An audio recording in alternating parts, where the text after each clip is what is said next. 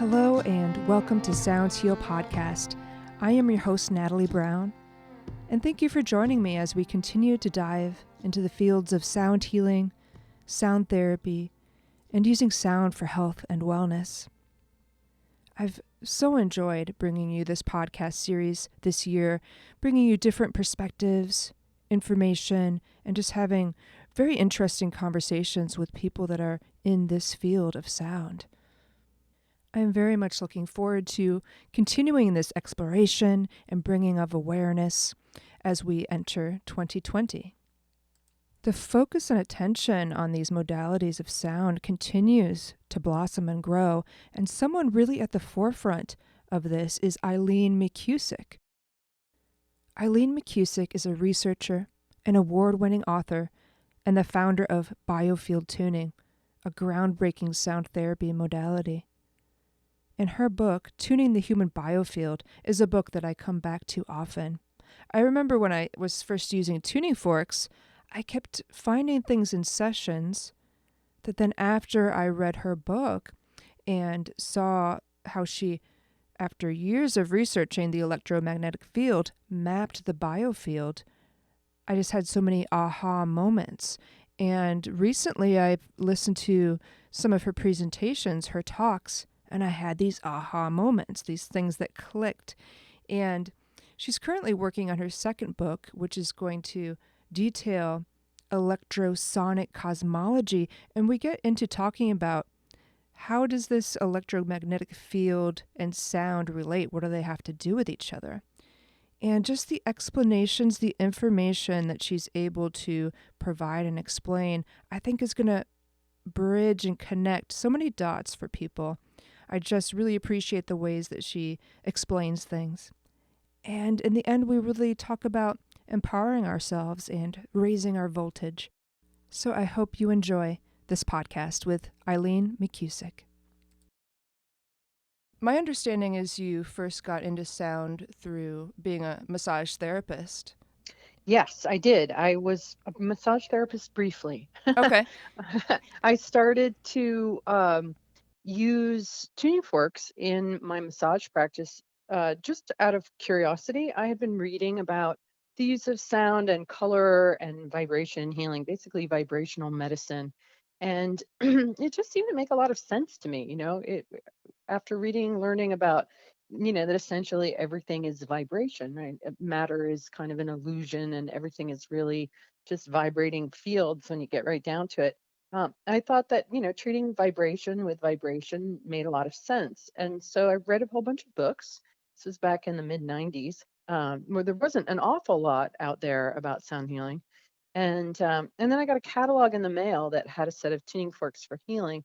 And so I was like, oh, look at those. I think I'll order them sort of on impulse. And then I started introducing them into my massage practice.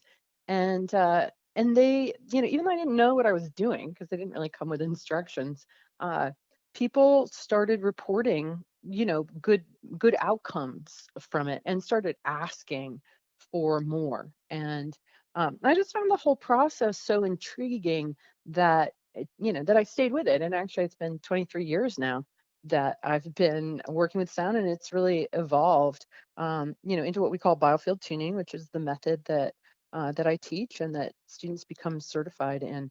And now we have thousands of students and hundreds of practitioners worldwide. Mm. And so did you kind of work around the body and you're like, what is this? And actually find the term biofield tuning? Because that's been around since the 90s too. Or biofield itself, that term has been around since the 90s. Is that right? Yeah. The term biofield was actually coined, I think, in 1994 by a panel of National Institute for Health scientists to give a word to the body's electromagnetic system. And that's really what it is that the body is electric, and anything that has an electric current running through it has a magnetic field around it. I mean, that's just basic physics. And so the biofield, describes the body's electromagnetic system and the field that surrounds and interpenetrates it.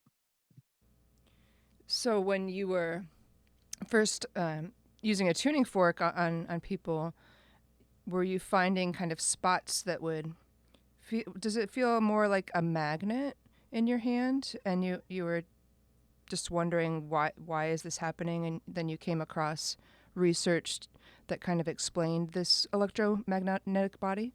Yeah, Yeah. exactly. Like I was observing very strange things that Mm-hmm. I didn't understand. I like the sound that the tuning fork would act like a magnet, that it could actually move energy around.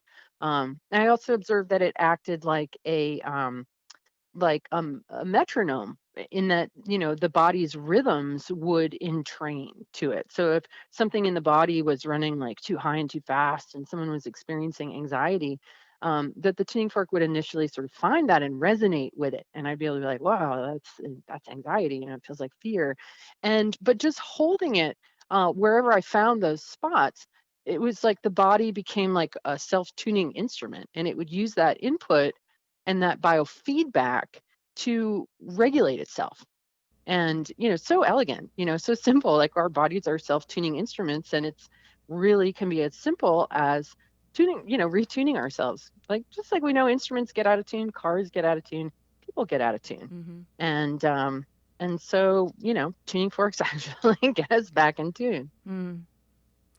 And just to kind of get an understanding of, we hear the terms biofield and aura and energy field and electromagnetic body. Is this all the same thing? Yeah, it's Okay. all the same thing. Yeah. It's all the same thing. And I could use the word aura, or I could use the word human energy field. But what I'm really kind of interested in doing is understanding and describing the science of what's going on. I get really pained by the whole woo-woo pseudoscience, sort of mainstream approach to energy medicine and things like this. There's a sort of denial in the current medical model of our electromagnetic bodies. And there's even this sort of dictate that there's no field, and there's no such thing as a field, and this is all nonsense. And then it all kind of gets relegated into like pseudoscience. And in my observations, like what was happening was an input and a response. Like there's something going on. There has to be, if we are getting consistent outcomes in the application of sound, there has to be a science behind what is going on. And so as an adult, I actually went to college and ended up writing a master's thesis on called Exploring the Effects of Audible Sound on the Human Body and its Biofield. And really took a deep dive into the science. That's where I discovered the term biofield. And through my thesis and then my book, Tuning the Human Biofield, I seek to explain from a scientific perspective, not from a Vedic perspective or an Eastern perspective or a metaphysical perspective, but from an actual like what is the science of what is happening in the body when it is exposed to coherent sound like this. And it's really very simple. I mean, most people have a musical playlist, that most people use music to shift their state. It's very understood that if you're, that it can pump you up, it can settle you down, it can make you cry. And a single tone instrument has the same effect.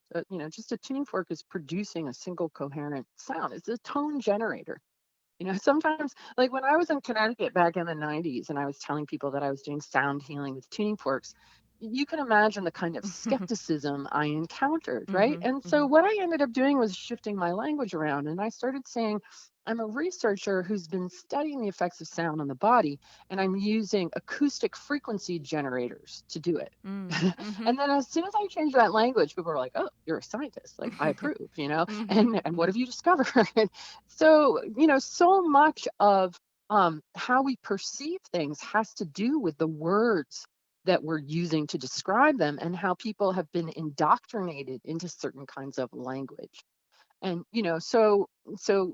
Christians might look at this and be like, oh, that's of the devil. Mm-hmm. But at the same time they are listening to music, so it's and experiencing state changes from that. It's really it's a very, very simple premise, basically, of resonance and entrainment. That the tuning fork will initially resonate with whatever distortion is present, whether it's a physical injury, whether it's a imbalanced emotion, whether it's a non-beneficial mental state like perseveration. The tuning forks will find in the field where that rhythm and pattern is being held, both in the body and the field.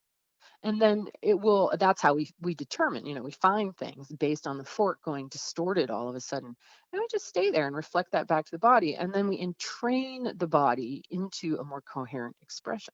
Because that's what the body wants to do. The body wants to be in tune. The body is designed to be in tune. So does it kind of decouple from like a chaotic wave, right? There's a distortion that dissolves and then resolves. Hmm. Yeah, Yeah. and what's really interesting is that I've come to see what we call the biofield, which I see as a toroidal bubble, basically an electromagnetic bubble that is bounded, like a double layer membrane. So the Earth has what we call the magnetosphere. It's a double layer plasma membrane. It's an area of greater electrical charge that protects us from too much incoming solar radiation and space radiation. And the sun has one too. The sun is a plasma organism. It is electric. And it also has this field. It's called the heliosphere. So this is a fractal construct in nature we see at many different scales. And so our own field has a boundary that's about 5 to 6 feet away from us, sort of on the sides, front and back, and then about 2 to 3 feet at our heads and feet. And inside this bubble is the territory that I've actually mapped. I've mapped it with sound, many, many thousands of hours in a very quiet space, bouncing sound off people and listening to the sound that comes back. And what emerged over the course of a number of years was a pattern. I started having this sort of pattern recognition as I was working, and this entire sort of anatomy and physiology of the biofield revealed itself to me. And what I found was that it holds all our memories. Our memories are actually encoded vibrationally in standing waves in this field in a very specific format. So, as we go through our day, our week, our month, we're continually both have feeling things, in response to like life plucking our heartstrings, and being exposed to inputs. And so what I found was information from conception and gestation was held in that outer boundary. And as we exited the boundary, we come into birth and then earliest childhood. And reading the field is kind of like dropping a needle on an album, to the outside of the album. And as we go through, the waves produced by the forks interface with the standing waves in the field. So if I'm working on somebody who's 60, I find information from when they were 30, about halfway through the field, between the edge of the field and their body. And if that person went through a divorce, for example, and they were terrifically sad and wounded by that, I'm going to find that particular story, that particular memory off the left shoulder. Because anytime we generate the vibrational tone of sadness, that's the sort of file drawer in the field where that memory gets stored. And so when the fork hits that particular zone, you feel a sense of resistance and you hear distortion. And as the distortion starts to settle down, the energy that has been trapped or frozen in that memory, let's just say we never really healed it or digested it, there's a part of ourself there, what in shamanism is referred to as a soul fragment. And the idea that when we experience a significant trauma, a bit of us breaks off and kind of stays there. And that's what we find, literal electric potential frozen in the field and the body.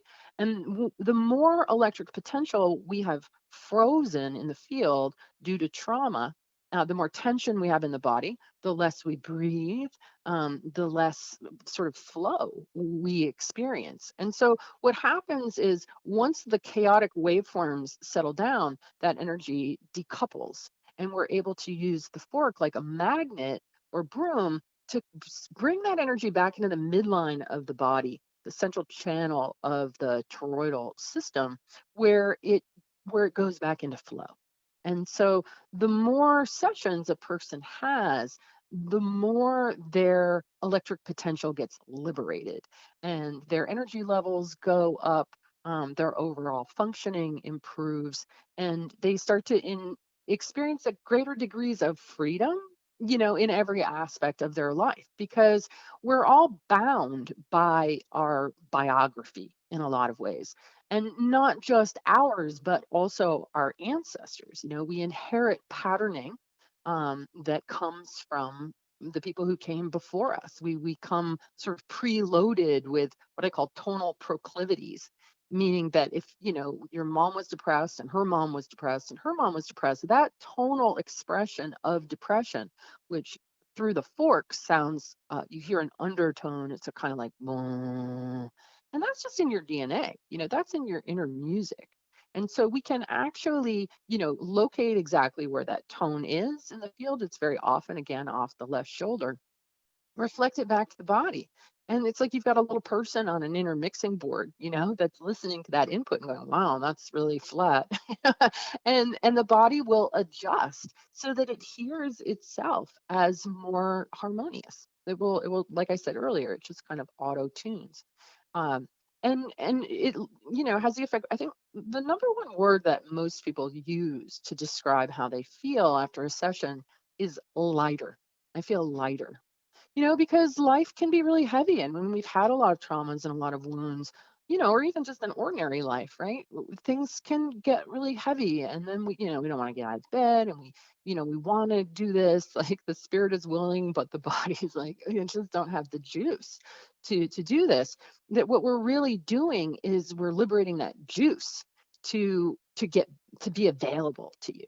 And once that's available, you become more creative, you become more proactive, you life becomes more effortless. Like you're able to align the spirit, the body, the mind, and the emotions, so that you don't self-sabotage, so that you start to, really, I think, fulfill your mission. I think we're all here to do great things. We're every single one of us, just being human is being an amazing thing. Mm. And one of the things that I really discovered in working with the body is just how brilliant our bodies are, and how kind of lame our programming is.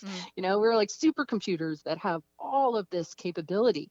And we're programmed with a lot of shame and guilt and self-doubt and lack of worthiness, and all kinds of stories that are essentially signal jammers that stop us from realizing our own greatness. Mm. And everybody knows that they have this potential, right? I Mhm. mean, every single person I've ever worked on, when I kind of uncovered their greatness and reflected it back to them, they've been like, yeah, I knew that. Mhm. So it's not just healing, it's really reaching potential, reclaiming electric potential. Mhm. Right, so this is not just necessarily about traumas. I mean, this is great for athletes, performers, just getting that Yes. noise out of the signal, whatever it is that's holding somebody back from reaching Yeah, that potential. absolutely. Absolutely. I mean, I've worked with a lot of athletes, a lot of musicians. Musicians are all like, wow, my voice, is Mm. more resonant, it's more deep, I feel more embodied.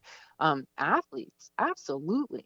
Because as an athlete, you want to be in a state of flow, you want to be in a state of optimum performance. And when we have these imbalances in our field, it makes us more, creates areas of potential weakness in the body when Mhm. we have these deep underlying patterns of tension. And so just by helping to relieve that tension and bring the whole system into coherence and flow, it absolutely ups athletic performance. Mhm. Yeah. And let's unpack this word electric a little bit. I know you were saying in a recent talk that with your new book you're working on, publishers are confused about why you're talking about electricity. I thought you were in sound. So, what is the difference between sound and electricity? Because I know you believe they're actually um, connected. Why is there this disconnect between sound and Yeah. electricity? Yeah, there really is. And it's been really interesting to discover that. Like when we were shopping around for publisher for my second book, I had several publishers say, well, she's known for her work with sound. and this is electricity, like that's something different. Like we wish we had published her book on sound. And I was like, wow, okay. My book is called Tuning the Human Biofield. The biofield is the electromagnetic body. I have a YouTube video from 2013 called Electric You, Electric Universe. Like I've been talking about electricity all along. And as I talk about in my thesis, it's what I talk about in my book. Um, and yeah, I think if you go and you look up a standard definition of, what's the difference between sound and electricity, you are going to read that electricity does not require a medium to propagate through. So sunlight, can travel through the empty vacuum of space, whereas sound needs a medium to travel through. Right. So right there is one of the disconnects. Um, the thing is that the definitions are tricky because there's two definitions of sound. And one is sound within the range of human hearing, which is 20 to 20,000 hertz or cycles per second. But that's just a definition as sound in relation to humans, right? Because dogs hear sound in a different frequency wavelength, right? Dog, like a dog whistle. So that's still sound, but it's not human sound. So I prefer the definition that sound is actually um, any type of wave. Any type of traveling wave through space is sound. Um, and so vibrations at any level, from 0 hertz to 10 million hertz, is a traveling wave. It's vibration. So electricity. So we've been conditioned to think of sound, light, electricity, and even say music as all different things. And part of the linchpin in this entire conversation, even beyond the sound definition, is this concept of a state of matter called ether that has been taken out of our cosmology. So back in the day, in the late 1800s and the early 1900s, when people like Tesla, uh, Maxwell, J.J. Thomson, all these guys were really discovering and studying and naming electricity.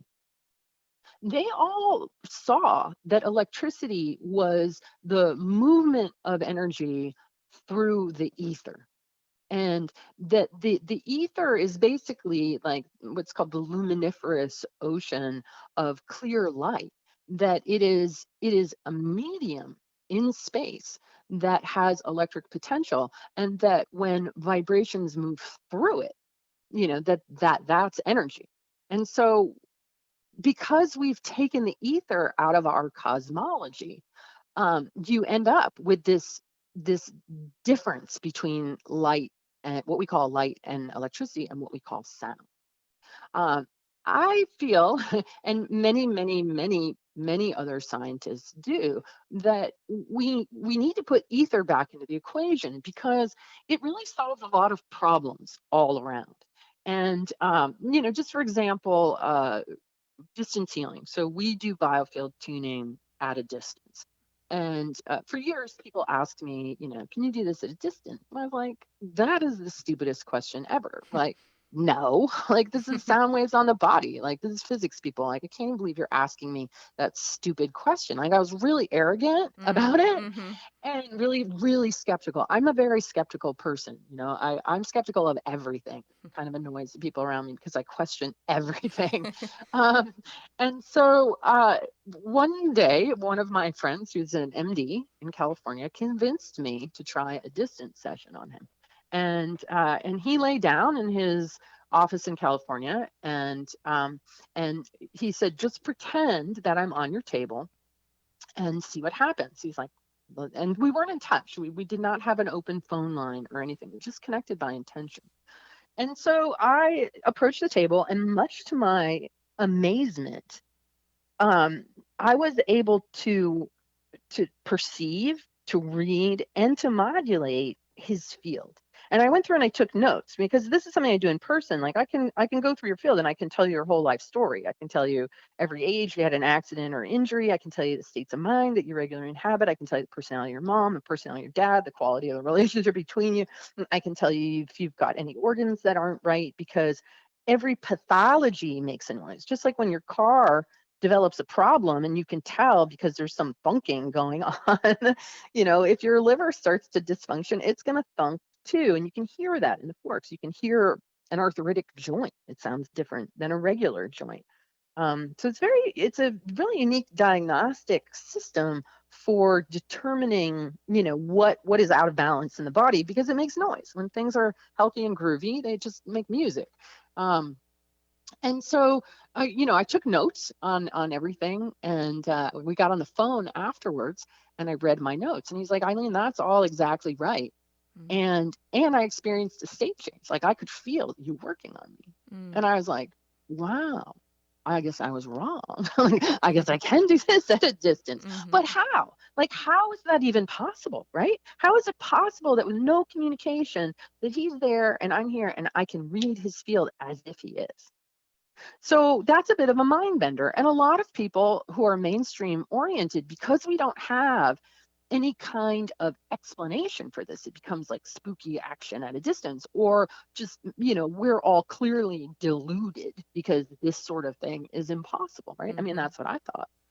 So, but if you consider the ether as this medium that basically the ether it spins through torsion waves and pressure, and it creates these vibrations in itself. It turns itself in this spinning motion into the state of matter we call plasma. And plasma is electricity. The sun is a plasma. The solar wind is a plasma. Northern lights are a plasma. Lightning is a plasma. Neon lights are a plasma. Our biofield is a bioplasma. And plasma can occur in like concentrations like the sun, or it can be very diffuse like intergalactic space. And the thing is that the plasma, so this is something that even NASA is starting to say, is that the universe is a plasma environment that is connected through like these what in plasma cosmology is called Birkeland currents. And basically they're like wires that connect galaxies. And this idea that sound doesn't travel through space is actually erroneous, because sound does travel through plasma. Mm-hmm. So not only, is space not a vacuum, there's two things there that we're not taught about. One is this connecting medium that all of reality arises from. It's all one thing. It's all one thing. And ultimately, as humans, if you think about, if your field is around your body and I can read your memories around your body, right? That means you are outside of your body.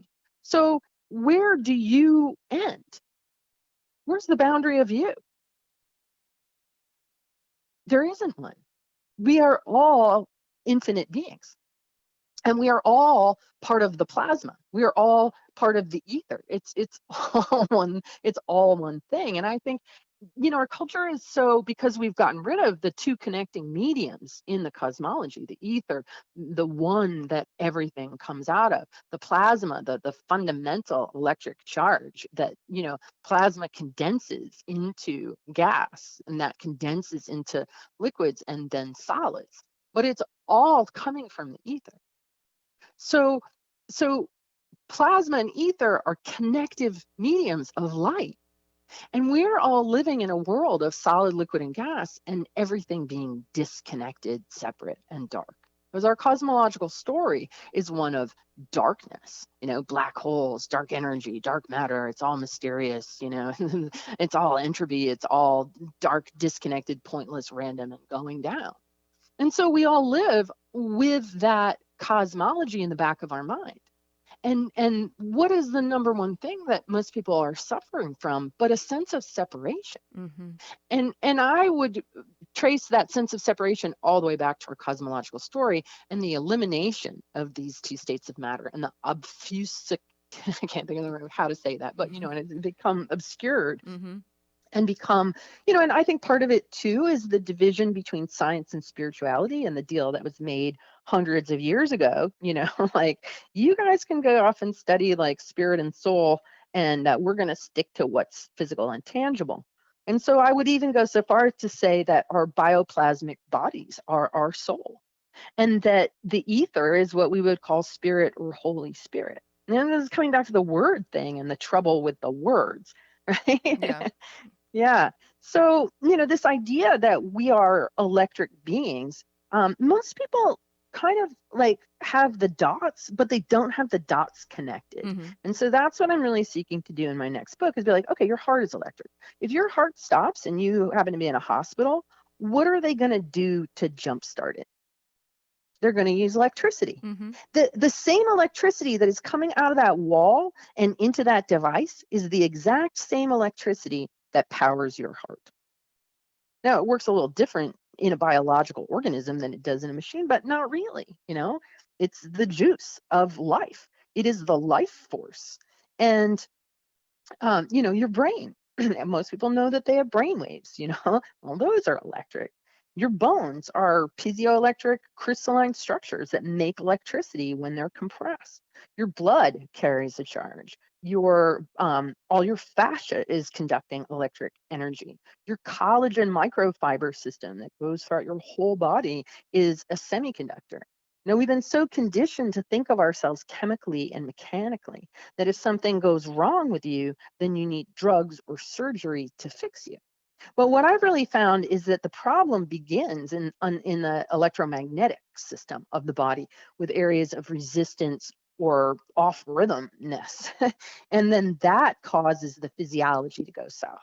So we're getting into the underlying template that is dictating what's happening in the chemistry and the mechanics of the body and working to correct that. And it's much more elegant. It's much more efficient. It's very efficient. And the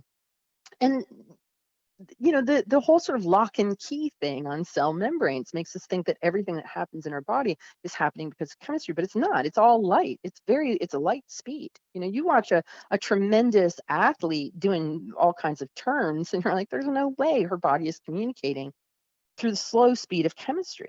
Like it's all tied into one electric unit and it's all instantaneous communication.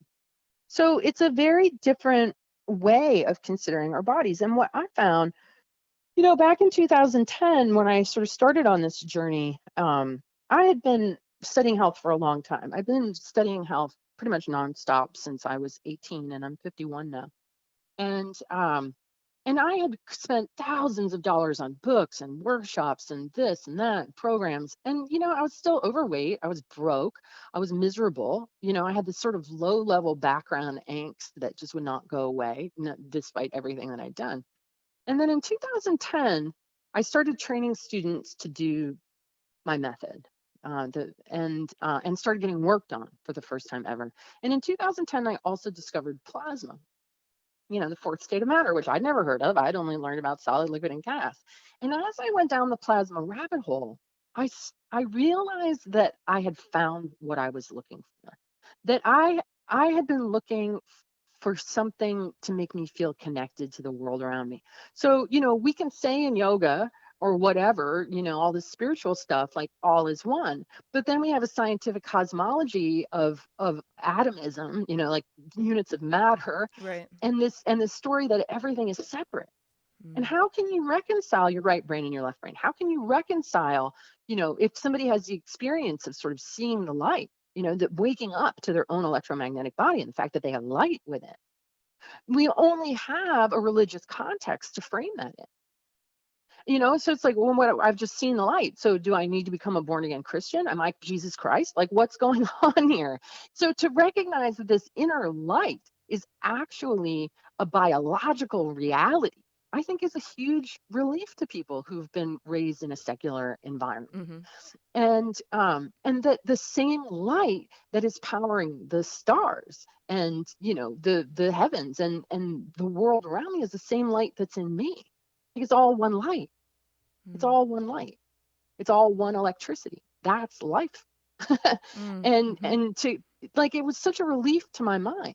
I was like, Yeah. oh my God, this is what it is. It's the cosmological story. That's the problem. It's our whole misunderstanding. It's our missing these states of matter. And so with two more states of matter under my belt, I was able to solve all the problems that I could not solve in the world of solid, liquid, and gas. Mm-hmm. I was able to get healthier. I was able to get stronger. I was able to understand that abundance comes from feeling connected. Mm-hmm. Yeah, which a Yeah. lot of people don't, right? We get abundant from where we are connected, our networks. Right. Right. You know, I mean, money is a part of that, but the more connected you are, the more money flows around. You That's right. know, Mm-hmm. yeah, Mm-hmm. and just pretty much every problem that I've been struggling with when I added these states of matter and the resources available to me through these states of matter, I was able to solve all those problems. Right. So, I mean, just that concept to put in back into mind that's been removed from science, from our cosmology, that space isn't empty. It's full of plasma, and sound does travel through space. And, this, gosh, I mean, doesn't that just change our whole perspective, these forces Yeah, of connectivity? And that sound is just as much a part of the electromagnetic spectrum as light and electricity. exactly. There is no disconnect. There Yeah. is no disconnect. Yeah. There is no disconnect at all. It's Yeah. all, but it's all waves traveling in the ether. And you can get all bent and be like, well, longitudinal waves and transverse waves and all that. It's all simultaneous, you know? And sound and light and everything in nature propagates spirally, like the sun, for example, light from the sun propagates spirally and spherically and geometrically. Mm. Like, we see these two-dimensional, like here's just another place where there's a lot of confusion, is that we're told that sound is a longitudinal wave, and yet it's always depicted as a transverse wave, Right. as Right. a two-dimensional sine wave that makes it flat. And so you're missing this whole spiraling three-dimensional, water travels in spirals, blood travels in spirals, everything in the ether travels in spirals. That's just the way nature is. You look at the Fibonacci sequence and the way that a fern will open up, just the spiraling unfurlment of life. And this idea of the spiral has been taken away. We're not even taught about that. And so sound becomes this weird sort of two-dimensional flat thing that travels in a line, and that's simply not even true. And if you study cymatics, which you can go on YouTube and search cymatics, Cymatics. It's a study of how waveforms impact matter. And what you see is that every pattern that arises is created by sound. So the sound current underlies everything. Everything. There's a Vedic saying, "Nada Brahma," all is sound. Mm-hmm. You could just as easily say all is light, all is electricity, all is traveling waves in the ether. Mm-hmm. It's all the same thing. So that's where this disconnect is. Like people don't get that it's all part of the electromagnetic spectrum. That's all there is the electromagnetic spectrum, is waves in ether. Right. Why do you think it's been propagated? Why is there this, propagation of separation? Well, here we're kind of getting into what some people might call conspiracy theory. But, Mm. in my research about like trying to understand why the ether was removed from the cosmology, um, I would say divide and conquer. If Mm-hmm. we want to make it as simple as we possibly can, I think that nobody would disagree that the forces of this plane um, seek to keep humans weak and divided. Mm-hmm. Mm-hmm. And so it creates people are internally divided. That's where a lot of autoimmune stuff comes from, Mm. is that, self develops a second self or a third self, a construct of an inner critic that is constantly attacking and berating and negating the self. And so that shows up in autoimmune disorders where self is attacking self. So we see this inner division. That inner division gets projected into outward division. And so if you remove these unifying forces of nature from people's minds, Mm. then you have people who are weak, isolated, guilty, ashamed, depressed, and people like that will become consumers Mm-hmm. because Mm-hmm. they are looking for something outside themselves to fill the hole that is inside themselves. Right. And so Another thing, as far as the ether goes, Tesla, for example. Now, a lot of people at this point, because of the Tesla car, have heard of Nikola Tesla. Mm-hmm. But, 10 years ago, most people, unless you're a hardcore geek like me, had no idea who Nikola Tesla was. This is one of the greatest minds of our time who gave us so many things we use today. And yet nobody learns about Tesla in school because Tesla harnessed the power of Tesla totally understood ether and plasma. He harnessed it. He wanted to give free energy to everybody. And so Tesla and ether and plasma were all taken out of textbooks and science. And what we got left with is like quantum blah blah blah, which makes no sense. Einsteinian relativity, which makes no sense. The current astrological reports that everything we get science by press release that has to do with space and the nature of reality is like, whoa, we're confused. So we don't the things that are supposed to give us answers about the nature of life, the science, has gone down this blind alley that is incomprehensible and makes no sense to people. In the beginning of this journey, I was like, I'm going to understand quantum. I'm going to figure out how quantum theory relates to what I'm doing with sound. And it was like going into a swamp. Like I got Mm-hmm. nowhere Mm-hmm. because there's so many different definitions of quantum. And real quantum mechanists get a bee in their bonnet whenever somebody like Deepak Chopra starts invoking quantum to talk about consciousness. Like the keepers of the word quantum don't want woo people, Mm-hmm. you know, using it to describe something. And it doesn't really make any sense. And the trouble, even with like quantum entanglement, this idea that this thing here can be influenced immediately by that thing there, is still spooky action at a distance because the medium is missing. It's still quantum entanglement is still happening in a vacuum. It's not happening in this luminiferous ocean of light where Right. all things are one, Mm-hmm. right? So anybody who starts talking about quantum, blah, blah, blah, I'm like, yeah, that's not really helpful. And if you look up the word quantum, the definition is very tiny. Hmm. Like, what does that even mean? Right. uh, So I don't use those terms. I've kind of sidestepped all that. And mm-hmm. to me, the ether is a very elegant explanation for why distance healing works, for why Mm-hmm. spooky action distance, because they're all happening in one thing. Mm-hmm. Mm-hmm. Yeah. So, gosh, I mean, in the bigger picture of this, it's really the degree of health you're experiencing correlates with your degree of freedom, Oh, yeah. I mean, right? that's my favorite definition Yeah. of the word health is freedom. Mental health is free from worry, perseveration, negative thought constructs trying to eat you alive. Emotional freedom, having a healthy relationship with your emotions. This is a really big part of this work. It's because most of us are just taught to suppress our emotions. Most of us growing up, you start to express emotions. Mom and dad are like, no, no, no, no, no. And so we end up as human beings having these emotional experiences that we don't know what to do with. It wasn't modeled to us how to manage them. And so we just suppress them. We suppress our anger, we suppress our sadness, we suppress our grief, we carry on, we stay busy, or we use drugs or shopping or whatever in order to try to manage these emotions.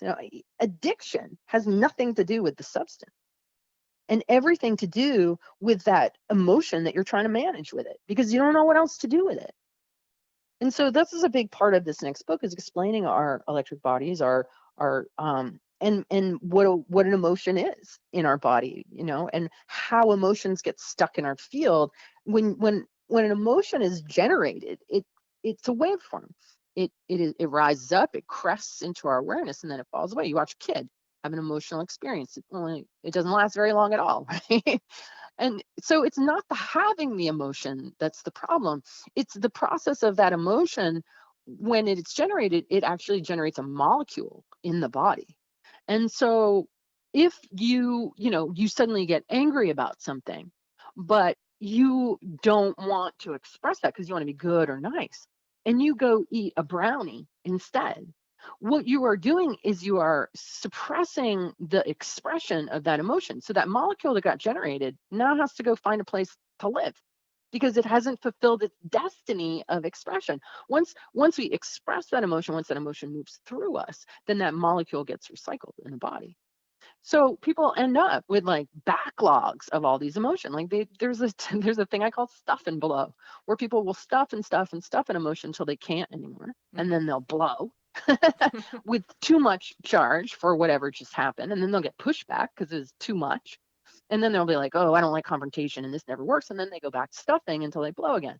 Then it's such a huge waste of energy because every emotion that gets generated that has like it is life in you, and if you keep suppressing your emotions, you're suppressing your life force, and then you have less and less and less energy available to you because it's all hiding out in your liver or your hips or your butt or your thighs or wherever. Mm-hmm.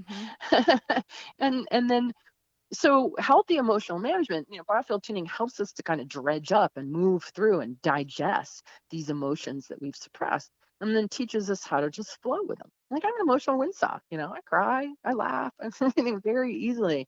I just allow whatever is coming to just move through like a wave. And so a big part of the book is about understanding your emotions, where they can affect you in your body, and how to manage them better so that you start liberating more and more of your electric potential into flow instead of stuffing it away into little boxes here and there, like all around your field. We're surrounded by little locked boxes of energy in our fields. And healing trauma, you can go, oh well, that's kind of heavy duty, but the flip side of it is that every locked box of a difficult experience or painful emotion is actually a gift, because when that energy reintegrates into you, it suddenly has the ability to be used proactively. So coming back to that idea of liberating potential again, and I actually find that the more trauma people have had, and that they've had to learn to live with like less and less of themselves, they actually develop a lot of strengths, so that when that energy now starts coming back into circulation, they become kind of like superheroes, Right. because they've been dragging around all this stuff, and now Sure. suddenly they're not anymore, and it brings them to a level of strength and ability to cope, that is amazing. Mm. Is that kind of, I'm just curious over these years and clients and all this work that you've done, is that kind of what's been your progression, is just through working with people? You're like, oh, what's happening here? And kind of just following another rabbit hole and just following your passion through these discoveries with your clients. Yeah. I mean, Yeah. it definitely with clients, with students, every single session with every single person is different. Mm-hmm. And you never know what you're going to encounter. I mean, I've encountered it can be very clinical, like, oh, you're an athlete and you had a surgery and your range of motion isn't what it should be. So I treated a girl who was 11 years old, who was a competitive ski racer, and she had had a surgery and on her knee and a knee injury, and she couldn't extend it fully, even when Mm-hmm. they put her under anesthesia, they couldn't.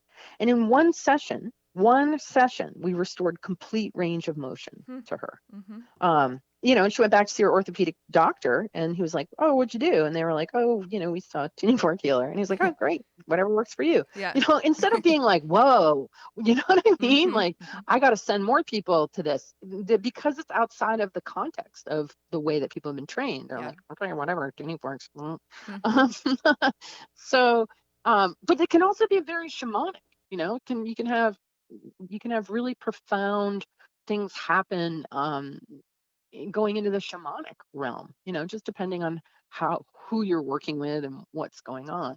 It can be clinical, or it can be like sort of like, whoa, going into alternate realities almost.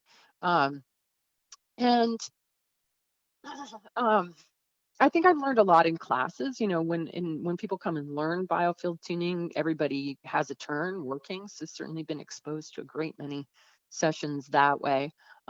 My practice actually got so busy that I couldn't manage it anymore. I was booking months out, and um, it was stressful. I'm supposed to be a wellness provider, and it Right. doesn't do me any good to be stressed. And so I ended up switching my format, and I started doing, and I know this sounds so far out, and this is nothing that I would ever avail myself to be quite honest.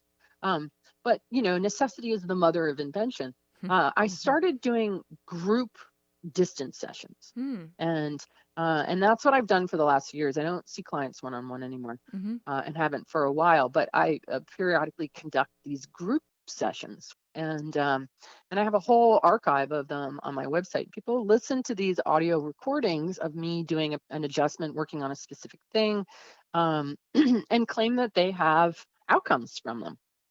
So uh so that, and all of those are different. Like I just did one on releasing resistance. And it was such a fascinating thing because I was expecting that as I went through the group field that I was going to be finding all of this resistance and helping it to let go. But what I actually found was, like, instead of working with like a field of light and sound, like a whole field of information, it was like working with a checkerboard. And all of these bits of data and information were missing from people's fields. Mm-hmm. It was like, yeah, I want to flow there, but the pathway isn't there for me to flow into. Mm-hmm. And so it was a whole process, not of releasing resistance, but around creating circuits for energy to flow. And as soon as I got to the resistance part, it let go right away because it had somewhere to go. Right. So that was like, wow, I wasn't expecting that at all. And, I've done something like 300 of these over the last 4 years. And I put my own self into each hologram. So I create a hologram of everyone listening live, everyone who will ever listen to the recording, and I place my own energy body in that. So then I'm working on myself too. And after that particular one, I actually came home and I wrote a song. Just like, and it just plopped out of me. And that's what I said in this group. I'm like, wow, I think that, like, whatever you've been in resistance of is just gonna, like, let go so easily. And that was exactly my experience, that I had this story, that I couldn't write a song and that's not my thing and whatever. And then just all of a sudden this whole song, music, words, everything just plopped right out. I was Oh, like, wow. wow. That's so So, like, cool. I just created those circuits Mm-hmm. of information to flow along, and that resistance that I was holding is gone. Mm-hmm. Right. So I've learned a tremendous amount from working on the groups, and then continual study. I've always got my nose in a book or a video, or, like, I am just an insatiable sponge when it comes to information. And so, I'm continually evolving my understanding of what's going on. What are you really excited about in your research right now? What's just like aha, awesome research that you're looking into right now? Well, there's a few different things because, one, I'm working on the second book, and Mm-hmm. so I've been really kind of doing a deep dive into electricity and understanding electricity better. Nobody understands electricity, first of all, and I think the reason why nobody understands electricity is because the ether is gone from the equation, and electricity is the ether, splitting itself into positive and negative and going into a dance around that. And if you've taken out, like, the mother of the equation, there's a lot of in the darkness around electricity. So trying to learn about that and trying to describe it to people has really been a bit mind bending. Yeah. And that's been fun. But actually, I'm sort of branching into music at the moment, Cool. which was really where my journey kind of began back when I was 20. Mm. I started taking singing lessons, and I actually had 7 different voice teachers over the course of 7 years. And the first 5 told me that I would never be able to sing because I was tone deaf. They were like, we're playing middle C and you're just wildly off key all the time.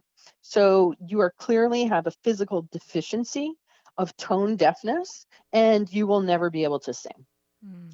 And I'm a pretty stubborn person. I was like, no, you're a bad teacher. Next. Um, and what happened was, when I finally got to my 6th teacher, was when I discovered yoga and body work and Rolfing structural integration. And what I found was the reason why I didn't hear was because I had so much tension in my body Mm. that I grew up in a home where I'm the youngest of 6, and my siblings are 6 to 12 years older than me. So I just kind of grew up in a pack, and I was always being attacked, and I was always being tickled, Mm-hmm. and camel bites and Indian rope burn and Mm-hmm. the claw coming after me, and it was like, it wasn't terrible, terrible. Certainly people grow up in way worse kinds of environments than that. But I also skipped 2 grades, and I was the littlest and the youngest in school, and I got picked on there. So I got picked on at home, I got picked on at school. And you think about that experience of what happens in the physiology when you are continually being picked on. So it's like super armored and super tense. And that created a huge amount of distortion in my field that I'm trying to hear through. And all that I'm hearing is my own distortion. Mm. And as I started to learn to come back into my body, because I was very disassociative, um, and I started to learn to breathe and to relax more, I suddenly started to hear. Mm. And was and really made great strides and had a little band, and was really like really feeling like music was the area that I really wanted to go into. But then I got pregnant and the life happened and that all ended. And so now I'm kind of circling back to that. I'm coming back to I'm learning electric guitar. I'm learning songwriting. Cool. um, Yeah. and what I'm interested in doing is taking everything I've learned about resonance and entrainment and how we can use our intention Mm-hmm. and sound to shift a state, right? Mm-hmm. But there's only so many people that are going to avail themselves to tuning fork healing. There's only so many people that are going to sign up to listen to me bang a tuning fork, for an hour. Sure. It's a really limited audience, and Mm-hmm. so what I'm interested in doing is sort of fusing everything that I've learned from tuning, um, and incorporating that into just a popular music format. That's great. That's great. Yes. Yeah. As a musician, I came from the other direction, a professional musician, started violin when I was 4 and then got into the holistic health and energy. So I think it's just great and it's very exciting. And I think for from both perspectives, it can just be so opening and healing for yourself to be able to Yeah. merge the science and the art. Absolutely. Yeah. Absolutely. And it's been fun. I like to be on a kind of continual voyage of discovery. And Mhm. even just in the couple months that I've been playing guitar, it's just really, opened up all kinds of new pathways in my brain, my hand-eye coordination. And I'm really excited. And, especially too, from just a voice perspective, is that having been exposed to tuning forks for 23 years now, like my own instrument of my body is very well tuned. I've gotten the noise out of my signal. I become sort of a coherent field. And so, we know that the studies have been done that show, like, if somebody's in the audience listening to a speaker, that in a very short time, that speaker is going to entrain the audience into their state. And it's the same principle as a tuning fork. So, can I, through my own hard earned coherence, induce coherence in my audience Mm. through our music and through the voice? So Mhm. yeah, so it's fun. It's fun to be doing something different. The whole biofield tuning thing has kind of grown almost to a point where it doesn't even really need me anymore. I've got lots of teachers, I got Right. tons of practitioners. It's gone out of the creation phase and into the maintaining phase. And Mhm. I'm a creator, and an explorer. So I'm letting these guys hold it down while I run That's off great. and discover a new frontier. What a great place to be. Yeah. Yeah. I have just one other area I would love your opinion on. Um, as you call yourself skeptical, I think, in this field of sound healing, sound therapy that's just, gosh, so, blossoming. I mean, it's really a buzzword and you see it everywhere right now. What do you advise your own students to be skeptical about, or, how to use discernment when there can be a lot of disinformation out there? Well, truth has a ring to it. Hmm. It really does. And I think that, again, being taught by the forks, that when we hit somebody's vibrational sweet spot and you get all that rich resonance of, their inner orchestra just playing in tune together, there you feel it in your body. And that's really part of what makes me skeptical about so many things, is that so many things don't ring true, and I'm not listening to the words, I'm listening to the resonance behind it. Like, even something like space is a vacuum, like that whole statement, I look at that and I go, that's just doesn't ring true. There's many, many, many statements in the standard model, the way that we've been taught to look at the life universe and everything, that just don't ring true. And, kids have a bullshit meter. We all do, but we're told so much false information when we're growing up. And then we want to argue with it. We're like, yeah, that doesn't seem true to me. That's like my bullshit meter is going off. But then we're told, just like Einstein, relativity theory. I Mm-hmm. remember learning all about Einstein and relativity theory and being like, this doesn't make any sense. Like, this just doesn't make any sense to me at all. And being told, well, Einstein was a genius and you're not. You can't even hope to understand these things, right? Mm-hmm. So then you go, wow, my bullshit meter must be wrong. I can't trust myself. And so I just really encourage people to trust themselves, that's really what it comes down to. Biofield tuning, when people are learning it, you don't have to be intuitive. You don't have to be psychic or anything like that. You're working with your ordinary senses. I'm moving the tuning fork through the field. Wow, it's gotten more vibrating and it feels kind of resistant. That's not your intuition. Like, that's your ordinary senses. And I see so many people have been told that their ordinary senses are something to not be trusted. And so a big part of this journey is really about you trusting your own senses, you knowing your own gut, and resting in that. Does it ring true? Does it feel right? Does it make sense? So much of what I share in my books is stuff that when I came across it, like everything in every cell in my body rang and was like, oh, that makes sense, right? And so when people get exposed to my work, when they read the book or they watch a talk, they're like, oh my God, this makes sense, right? Right. So it's got to make sense. We got to trust our own senses. Mm-hmm. Yeah, it's just another way of saying, your body wants to be in tune. Well, does something that somebody's saying, are you in tune with that? Do you resonate with that? Exactly. Yeah. Do you resonate? Yeah. So important. Mm-hmm. Oh, well, thank you so much. I mean, I could talk to you forever. It's just really, I just love the way you explain things, and it's, your perspective is so helpful, and beneficial. I think, especially during this time, I mean, it's such a difficult time and a scattered time for people. These aspects of being in tune, that we're connected. Gosh, if just everybody could really have that perspective, how different things would be. So thanks for Yeah. bringing this to so many people, and for your work and enthusiasm that you have. Nice. Yes. Well, it's been a wonderful journey of discovery, and Mm-hmm. it hasn't felt effortful at all. And I really love sharing it because it makes, I see the light come on in people, Mm-hmm. and the sort of mind opening and being like, wow, and that gives me great joy. So yeah. So thanks for taking the time to have me on. I Oh, really appreciate yes. it. Thanks for taking your time. It's been an honor. Yeah. Great. Okay, great. Have a wonderful rest of your day. Yes. Thank you. Okay. You too. Okay. Take care. Bye-bye. Thank you so much for joining this episode of Sounds Heal Podcast.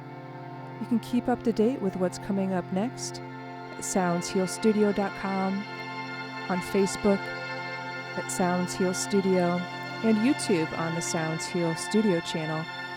You can hear meditations, sound performances, and other podcasts.